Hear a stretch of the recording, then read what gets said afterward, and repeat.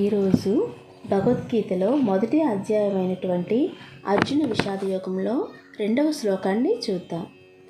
సంజయ ఉవాచ దృష్ట్వా తు పాండవానీకం వ్యూఢం దుర్యోధనస్తథా ఆచార్యముపసంగమ్య రాజా వచనమబ్రవీత్.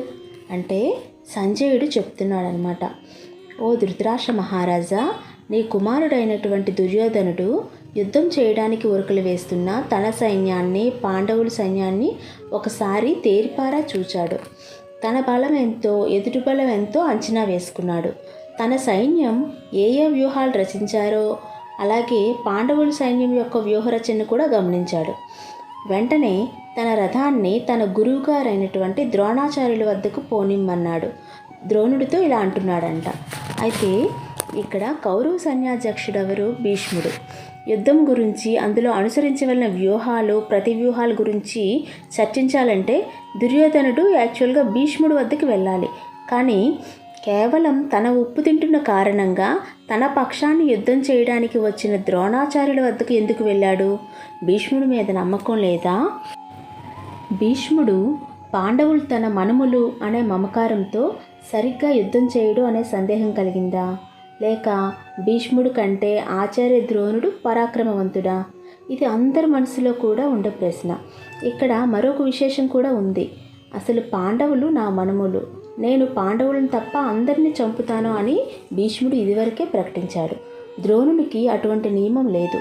ఎందుకంటే ద్రోణుడికి అందరూ శిష్యులే. ఎవరి మీద అధిక ప్రేమ లేదు, అలా అని ఎవరి మీద ద్వేషం కూడా లేదు. కాకపోతే అర్జునుడు అంటే ప్రత్యేకమైన అభిమానము, అంతవరకే. ఆ కారణం చేత ద్రోణుణ్ణి పాండవుల మీదకి రెచ్చగొడదామని వెళ్ళి ఉండవచ్చు. దుర్యోధనుడిది కుటిల బుద్ధి. అలాంటి వారు ఎప్పుడు కూడా సక్రమంగా ఆలోచించరు, వక్రంగానే ఆలోచిస్తారు. పాండవుల సైన్యాధ్యక్షుడు ధృష్టద్యుమ్నుడు. అతను పాండవుల భార్య అయిన ద్రౌపదికి అన్నగారు. అతని తండ్రి ద్రుపదుడు ద్రోణాచార్యుణ్ణి అవమానించాడు. దానికి అర్జునుడి ద్వారా ప్రతీకారం తీర్చుకున్నాడు ద్రోణుడు. ద్రోణుణ్ణి చంపే కుమారుడు కావాలని తపస్సు చేశాడు ద్రుపదుడు. దాని ఫలితంగా ధృష్టద్యుమ్నుడు అగ్నిలో నుంచి జన్మించాడు. కాబట్టి ధృష్టద్యుమ్నుడు కేవలం ద్రోణుని చంపడానికే పుట్టాడు అన్న విషయం అందరికీ తెలుసు. ఈ విషయం తెలిసి కూడా ద్రోణుడు ధృష్టద్యుమ్నుడికి విలువిచ్చి నేర్పించాడు. అస్త్రశస్త్రముల ప్రయోగ ఉపసంహారాలు కూడా నేర్పించాడు. కాబట్టి ఎదుటి పక్షాన సైన్యాధ్యక్షుడిగా ఉన్న ధృష్టద్యుమ్నుడు ద్రోణుడికి శిష్యుడు. తనను చంపడానికే పుట్టిన ధృష్టద్యుమ్నుడిని ద్రోణుడు చంపుతాడా లేక శిష్యుడు అని ఉపేక్ష వహిస్తాడా అన్న సందేహం దుర్యోధనులో మొలకెత్తింది. ఈ విషయం తేల్చుకోవడానికే నేరుగా ద్రోణాచార్యుల వద్దకు వెళ్ళి ఇలా అంటున్నాడు. ఇప్పుడు 3వ శ్లోకం చూద్దాం. పశ్యైతాం పాండుపుత్రాణ ఆచార్య మహతీం చముం వ్యూఢాం ద్రుపదపుత్రేణ తవ శిష్యేన ధీమతా. అంటే ఇక్కడ ఏమని చెప్తున్నారంటే, గురువుగారు నమస్కారం అని దుర్యోధనుడు చెప్తున్నాడు. ఒకసారి పాండవుల వైపు ఉన్న సేనా సముద్రాన్ని చూడండి. ఆ సైన్యం ముందు టీవీగా నిలబడి ఉన్న పాండవుల సర్వ సైన్యాధ్యక్షుడైనటువంటి ధృష్టద్యుమ్నుడిని చూడండి. ఆయన ఎవరో కాదు, తమరి శిష్యుడే. తమరే అతనికి విలువిచ్చి నేర్పించారు.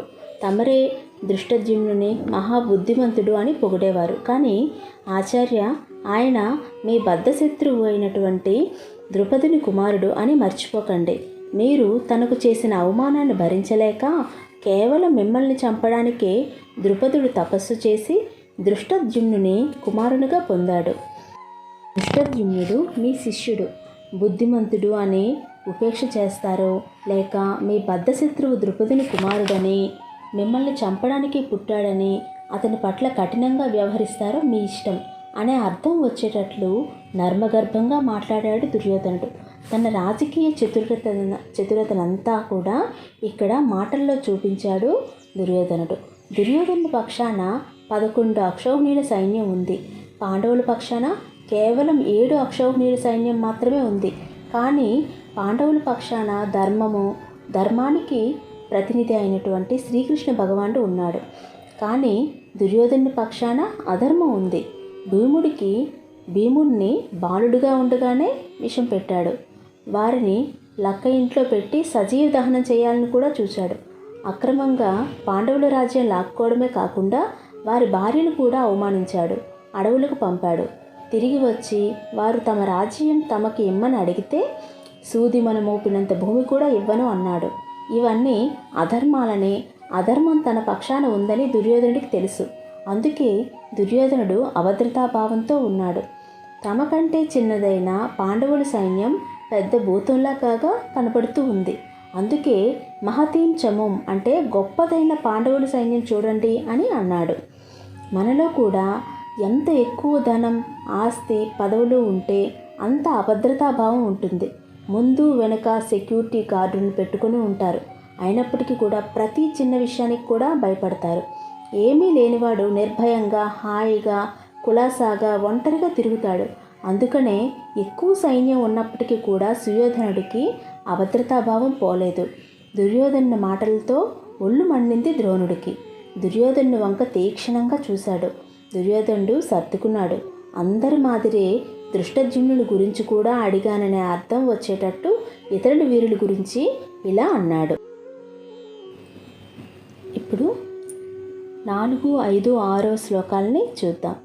అత్ర శూరా మహేశ్వాస భీమార్జున సమాయుతి యుయుధానో విరాటశ్చ ద్రుపదశ్చ మహారథః దృష్టకేతుశ్చైకితానః కాశీరాజశ్చ వీర్యవాన్ పురిచిత్ కుంతిపూజశ్చ శైబ్యశ్చ నరపుంగవః యుధామన్యుశ్చ విక్రాంత ఉత్తమౌజాశ్చ వీర్యవాన్ సౌభద్రో ద్రౌపదేయాశ్చ సర్వ ఏవ మహారథః.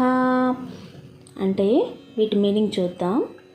అయితే తనలో తాను సర్దుకున్న దుర్యోధనుడు ద్రోణాచార్యులతో ఇలా అన్నాడు. ఆచార్యవర్య, ముందు కేవలం పాండవ సైన్యాధ్యక్షుని గురించి చెప్పాను అంతే. అయినా తమరికి తెలియంది కాదు. ఏదో నా తృప్తి కొరకు పాండవుల సైన్యంలో ఉన్న మహారథుల గురించి చెప్తున్నాను. శ్రీకృష్ణుడు తమ్ముడు సాత్యకి, మహారథి అనే పేరుగాంచిన విరాట మహారాజు, దృష్టకేతుడు, చేకితానుడు మరియు మహాపరాక్రమశాలి అయినటువంటి కాశీరాజు, పురుజిత్తు, కుంతిభోజుడు, శైబ్యుడు, మహాపరాక్రమవంతుడైన యుధామన్యుడు, మహావీరుడైనటువంటి అభిమన్యుడు, ఇంకా ద్రౌపది కుమారులైనటువంటి ఉప పాండవులు, వీరంతా కూడా మహారథులు. వీరి ధనస్సులు చాలా పటిష్టమైనవి. వీరందరూ కూడా ధనుర్విద్యా పారంగతులు. వీరంతా భీముడు, అర్జునుడితో సమానంగా యుద్ధం చేయగల సమర్థులు. అంటే మహారథి అంటే ఒకే సమయంలో 10,000 మంది సైనికులతో యుద్ధం చేయగల సామర్థ్యం ఉన్నవాడు అని ఒక అర్థం. ఇక్కడ వేరువేరు చోట్ల వేరువేరు అర్థాలు ఉన్నాయి. మరి వీళ్ళ సంగతి ద్రోణుడికి తెలియదా? తెలుసు. కానీ ఎదుటివారి బలమును తన బలమును అంచనా వేయడం యుద్ధనీతి. అందుకే ఈ వివరాలు చెప్పాడు. ఇంకా తన పక్షానున్న వీరుడి గురించి కూడా చెబుతున్నాడు దుర్యోధనుడు. ఇప్పుడు 7వ శ్లోకం చూద్దాం. అస్మాకం తు విశిష్టాయే తాన్ని బోధా ద్విజోత్తమా నాయక మమ సైన్యస్య సైన్యార్థం తాన్ బ్రవీమితే. అంటే ఏమంటున్నారంటే, ఆచార్యవర్య, తమకు తెలియదు అని కాదు, మన పక్షంలో ఉన్న మహారథుల గురించి కూడా చెప్పుకుంటే నా మనసుకి కొంచెం ధైర్యంగా ఉంటుంది కదా. అందుకని కేవలం తమరి గుర్తు కోసం మన వైపు ఉన్న యోధుల గురించి చెప్తాను వినండి అని ఈ శ్లోకంలో ద్విజోత్తమ అని గురువుగారైనటువంటి ద్రోణాచార్యుని సంబోధించాడు దుర్యోధనుడు. ద్విజోత్తమ అంటే బ్రాహ్మణోత్తమ అని అర్థం. బ్రాహ్మణుడు గురువుగా తన శిష్యులకి సమస్త విద్యలు నేర్పవచ్చు. విద్య అంటే ధనుర్విద్య, యుద్ధ విద్య కూడా వస్తాయి. కాబట్టి యుద్ధ విద్యలు బ్రాహ్మణుడు నేర్పవచ్చు, కానీ యుద్ధం చేయకూడదు. ఎందుకంటే యుద్ధం హింసతో కూడుకున్నది. బ్రాహ్మణుడికి హింస చేయడం ధర్మం కాదు. అందుకని వ్యాసుల వారు ఎత్తి పొడుపుగా ఈ పదం వాడి ఉండవచ్చు. కానీ దుర్యోధనుడికి ఈ భావన ఉన్నట్టు కనిపించదు. ఇప్పుడు 8, 9 శ్లోకాలను కూడా చూద్దాం. భవాన్ భీష్మశ్చ కర్ణశ్చ కృపశ్చ సమితింజయః అశ్వత్థామా వికర్ణశ్చ సౌమదత్తిస్తథైవ చ అన్యే చ బహవః శూరా మదర్తే త్యక్తజీవితాః నానాశస్త్రప్రహరణ సర్వే యుద్ధ విశారదాః. అంటే గురువర్య, మన పక్షాన తమరు ఉన్నారు, ఇంకా మాకేం భయం. అదీ కాకుండా పితామహులైనటువంటి భీష్ముడు వారు, మహారథి అయినటువంటి కర్ణుడు, అపజయం అంటే ఏమిటో ఎరుగని కృపాచార్యులు, తమరి కుమారుడైనటువంటి అశ్వత్థామ, వికర్ణుడు, సోమదత్తుడు, వీళ్ళంతా కూడా మన పక్షాన ఉన్నారు. ఆచార్య, వీళ్ళే కాదు, ఇంకా ఎంతోమంది వీరులు శూరులు నా కోసం తమ ప్రాణాలు ఇవ్వడానికి సిద్ధంగా ఉన్నారు. నా గురించి, నా గెలుపు గురించి తమ ప్రాణాలు పణంగా పెట్టి యుద్ధం చేయడానికి ఎంతోమంది యుద్ధ విద్యలో నైపుణ్యం కలిగిన వారు, పలు రకములైన అస్త్రములను శస్త్రములను ప్రయోగించటంలో నిపుణులు మన వైపు యుద్ధం చేయడానికి ఉరుకులు వేస్తున్నారు అని ధీమా వ్యక్తం చేశాడు దుర్యోధనుడు. ఇక్కడ ఒక విషయం మనం గమనించాలి. ఎంతోమంది వీరులు పరాక్రమవంతులు నా కోసం యుద్ధం చేయడానికి వచ్చారు అంటే బాగుండేదేమో, కానీ దుర్యోధన్ నోటి వెంట వీరంతా నా కోసం తమ ప్రాణాలను విడుస్తారు అనే మాటలు వెలువడ్డాయి. ఆఖరికి జరిగింది అదే కదా. రాబోయే అపజయాన్ని సూచించే మాటలు దుర్యోధన్ నోటి వెంట రావడం దైవ సంకల్పంగానే భావించాలి. ఇప్పుడు 10వ శ్లోకం చూద్దాం. అపర్యాప్తం తదస్మాకం బలం భీష్మాభిరక్షితం పర్యాప్తం త్విదమేతేషాం బలం భీమాభిరక్షితం. ఈ శ్లోకం మీనింగ్ చూద్దాం. గురువుగారు, మన సేనలు అపరిమితమైనవి, పైగా మన సేనలు మహారథి అయిన భీష్ముని వలన రక్షింపబడుతున్నాయి. పాండవుల సైన్యములు పరిమితములు, కానీ అవి భీముని చేత రక్షింపబడుతున్నాయి. కౌరవ సేనలు 11 అక్షౌహిణీలు, పాండవుల సేనలు 7 అక్షౌహిణీలు. అంటే దాదాపు కౌరవ సేనలు పాండవ సేనల కన్నా 1.5 రెట్లు ఎక్కువ. ఆ మాత్రానికే దుర్యోధనుడు తనకి అపార సేనావాహిని కలదని తనకు తాను ధైర్యం చెప్పుకుంటున్నాడు. అదే కాకుండా మన సైన్యాధ్యక్షుడు భీష్ముడు, అది కూడా ఒక అనుకూల అంశం అని ధైర్యం దుర్యోధనుడికి. అంతలోనే అధైర్యపడుతున్నాడు దుర్యోధనుడు. పాండవ సేనలు భీముని చేత రక్షింపబడుతున్నాయని అన్నాడు. పాండవుల సేనానాయకుడు దృష్టద్యుమ్నుడు. భీముడు ఒక మహారథి, కానీ భీముని గురించిన, ఆ భీముడు బలపరాక్రముల గురించిన గుబులు దుర్యోధనుడికి మనసులో తొలుస్తూనే ఉంది. తన తొడలు విరగగొడతాడని, మరియు దుశ్శాసను గుండులు చీల్చి రక్తం తాగుతానని, గాంధారి కుమారులు 9 కూడా తానే చంపుతానని భీముడు నిండు సభలో చేసిన శపథం దుర్యోధనునికి గుర్తొస్తూనే ఉంది. అందుకే పాండవ సేనలు భీముడి చేత రక్షింపబడుతున్నాయే అని కాస్తంత అధైర్యపడ్డా, అయినా పర్వాలేదు, మనకు భీష్ముడు ఉన్నాడు కదా అని తనకు తాను సర్ది చెప్పుకున్నాడు.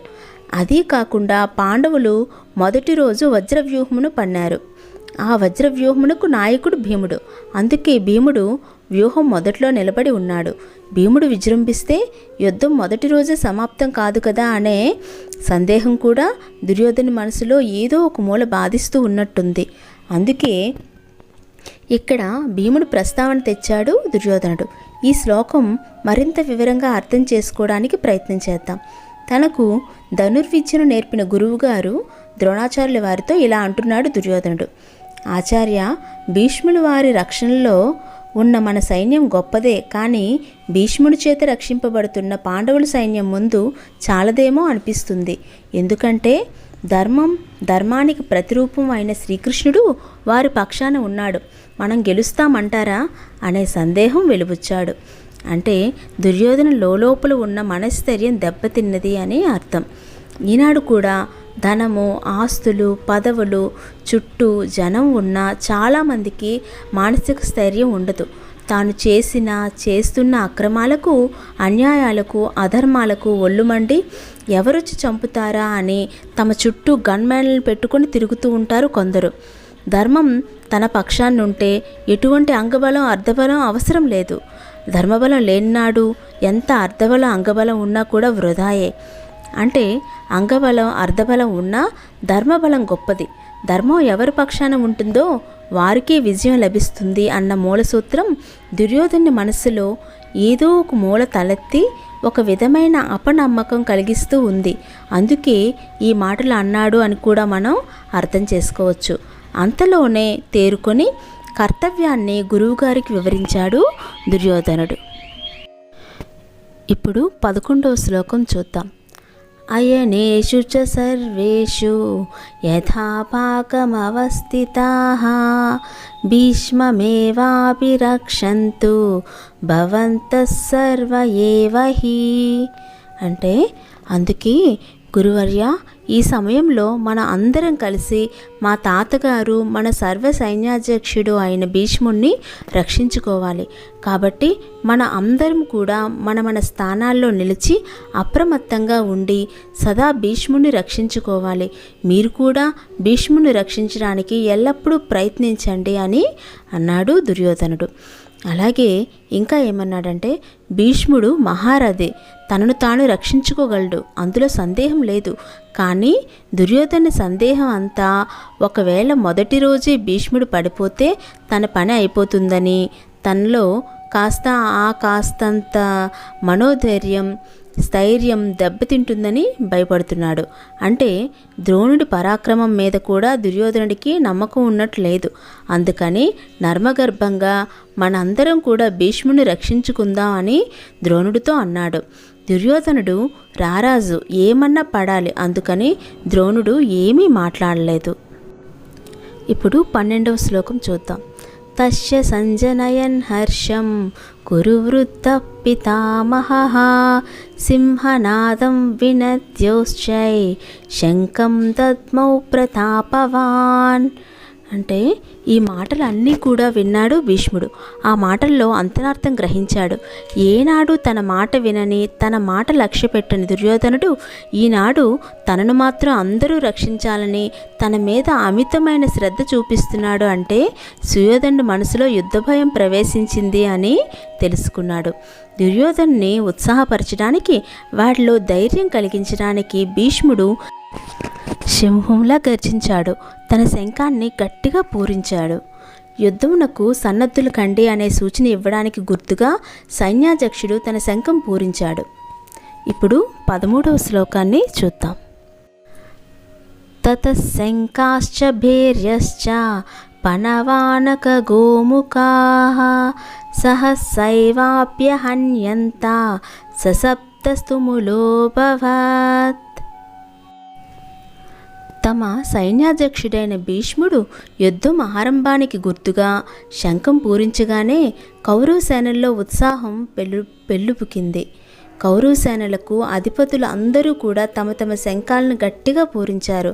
సైనికులు వివిధములైన వాద్యములను, అంటే నగరాలు, తప్పెట్లు, మృదంగాలు, గోముఖాలు అనే వాద్యములు మొదలగు వాద్యములన్నింటినీ కూడా గట్టిగా మోగించారు.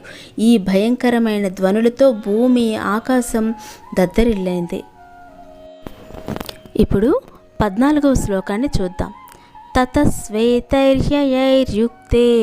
మహతిష్యంతనే స్థితౌ మాధవ పాండవశ్చైవ దివ్యౌ శంఖౌ ప్రదద్మతుః. అంటే తరువాత తెల్ల గుర్రములు పూనిన రథం మీద ఉన్న అర్జునుడు, సారథి కృష్ణుడు తమ తమ శంఖాలను పూరించారు.